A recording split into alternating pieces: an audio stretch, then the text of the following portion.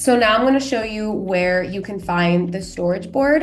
So as soon as you create the Unlimited Subitems tab and the first subitem within the app, meaning the third level, you're going to actually see something pop up on the the left-hand corner, which is the Unlimited Subitems storage board. And then right underneath, you're going to see a copy of the original name of the main table being followed by the name storage. So in this case, my main table board is called tour planning. So now the storage is going to be called tour planning storage.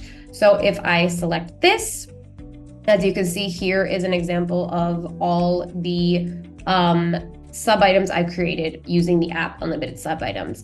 And like I showed in another video, this is actually where you're going to be able to reorder the sub-items within the app as well.